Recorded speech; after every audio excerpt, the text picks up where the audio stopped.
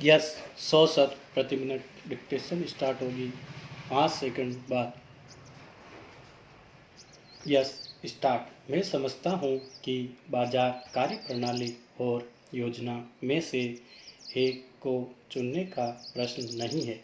ऐसा नहीं है कि या तो इसे या उसे अपनाएं। मुख्य सवाल यह है कि विकेंद्रीकृत ढांचे को निचले स्तर से ऊपर की ओर कैसे सुदृढ़ किया जाए तथा उस विकास प्रक्रिया में लोगों को सही मायने में कैसे शामिल किया जाए। केंद्र तथा राज्य सरकार दोनों ही के लिए वास्तविक चुनौती विशेष रूप से मानव तथा आर्थिक विकास के महत्वपूर्ण क्षेत्र के लिए नीति निर्माण का समन्वित दृष्टिकोण विकसित करने में समेकित भूमिका निभाना है।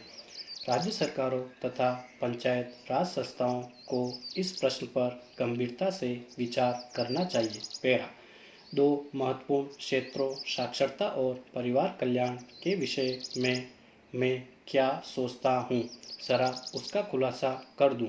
अभी हाल ही तक प्रौढ़ साक्षरता कार्यक्रम महज सरकार की जिम्मेदारी माना जाता था। ये संपूर्ण साक्षरता के लिए चलाए गए क्षेत्र विशेष तथा समयबद्ध जन कार्यक्रमों की हाल की सफलताओं का नतीजा है कि 8वीं योजना के दौरान निरक्षरता उन्मूलन की उम्मीद बंधी है। ये कार्यक्रम पहले केरल में तथा अब देश के अपेक्षाकृत अधिक पिछड़े इलाकों में भी चलाए गए हैं। इन कार्यक्रमों में समाज के सभी वर्गों, स्वयं सेवकों, सक्रिय कार्यकर्ताओं, विद्यार्थियों, अध्यापकों, अशासकीय संगठनों तथा स्थानीय समुदाय का सहयोग लिया जाता है। इसी तरह परिवार कल्याण और जनसंख्या नियंत्रण के कार्यक्रमों की योजना बनाने, उन्हें क्रियान्वित करने तथा उनका प्रशासन चलाने के लिए 8वीं योजना की रणनीति पंचायत स्तर पर की संस्थाओं तथा जनता की भागीदारी को खास भूमिका प्रदान करती है। पैरा इस सिलसिले में संसद सदस्यों को उनके निर्वाचन क्षेत्रों के विकास कार्यक्रमों में भागीदार बनाने की आवश्यकता का खास उल्लेख करना चाहूँगा। इसके बारे में मुझे बार बार शिकायतें मिलती रही है। इस तथ्य को मानते हुए कि संसद सदस्यों को उनके निर्वाचन क्षेत्र के विकास में रुचि लेने का अधिकार है, देश के विभिन्न विकास कार्यक्रमों में उनकी भागीदारी सुनिश्चित करने के लिए एक विशिष्ट प्रणाली बनाना जरूरी है। मैं मुख्यमंत्रियों से इस पर ध्यान देने का अनुरोध करता हूं, क्योंकि संसद सदस्यों से बार बार जिस तरह शिकायतें मिलती रहती है, उनसे इस वक्त ऐसा अनुरोध करने के अलावा और कोई उपाय नहीं नज़र आता।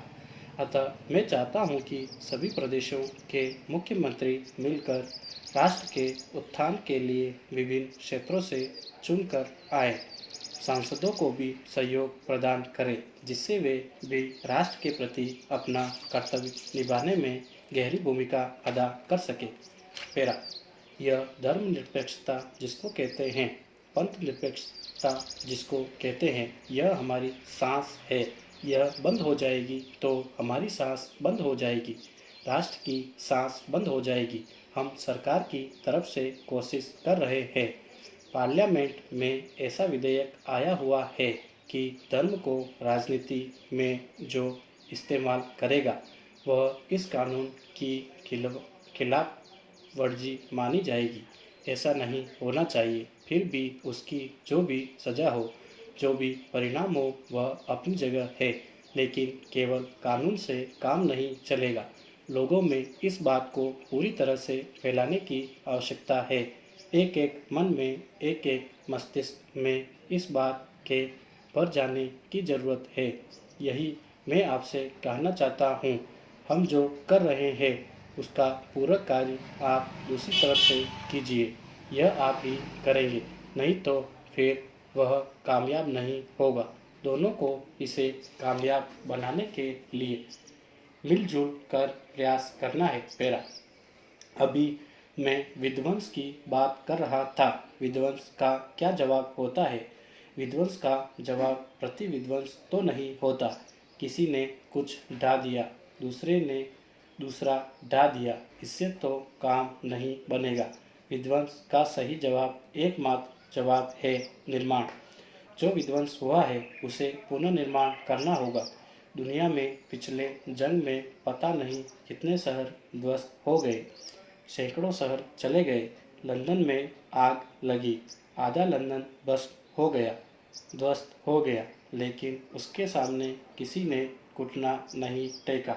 हम भी यह चाहते हैं कि जैसे वहाँ हुआ, जंग के बाद एक एक इमारत को फिर से बनाया गया, एक एक शहर का फिर से पुनर्निर्माण हुआ, आधे लंदन का फिर से पुनर्निर्माण हुआ, पहले से भी बहुत अच्छे ढंग से हुआ।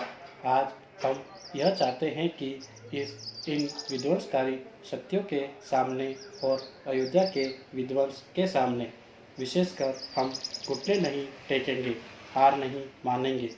विध्वंस का जवाब हम पुनर्निर्माण से देंगे।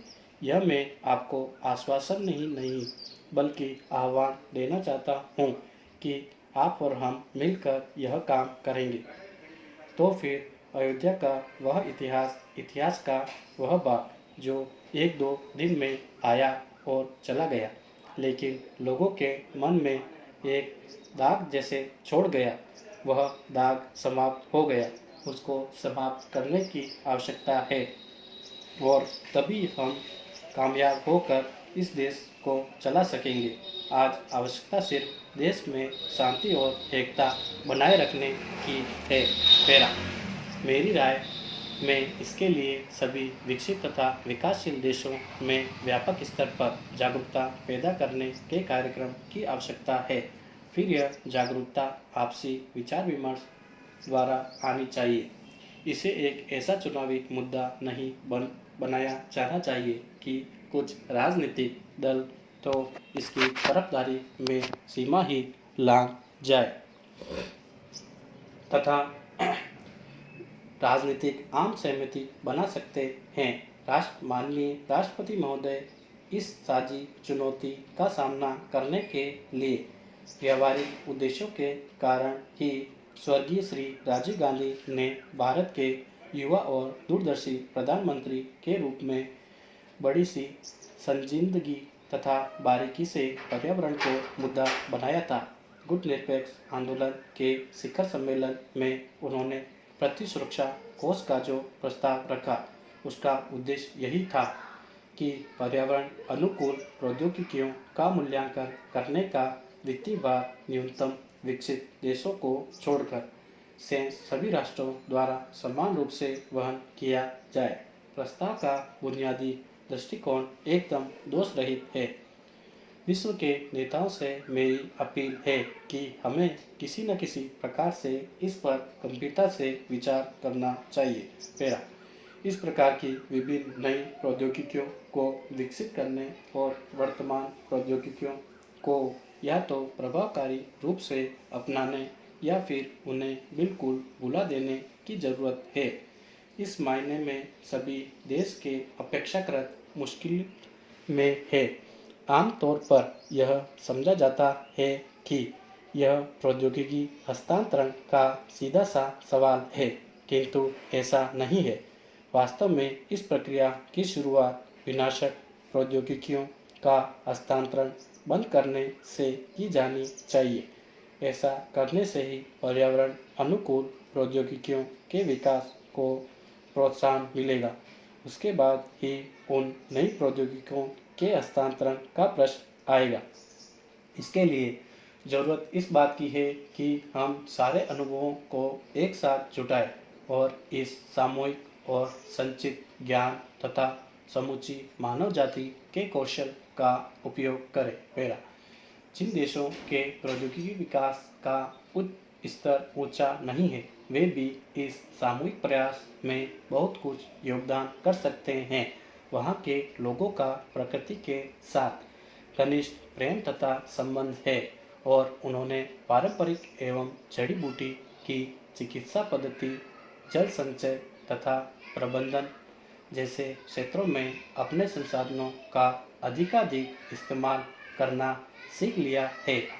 कम से कम एक बात तो है कि वे अभी तक प्रदूषण फैलाने के विशेषज्ञ नहीं बने हैं।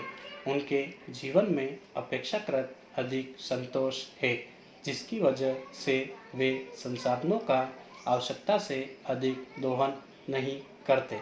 वे तो एक अच्छा सामान्य जीवन जीना चाहते हैं, सुंदर सामान्य जीवन। धन्यवाद।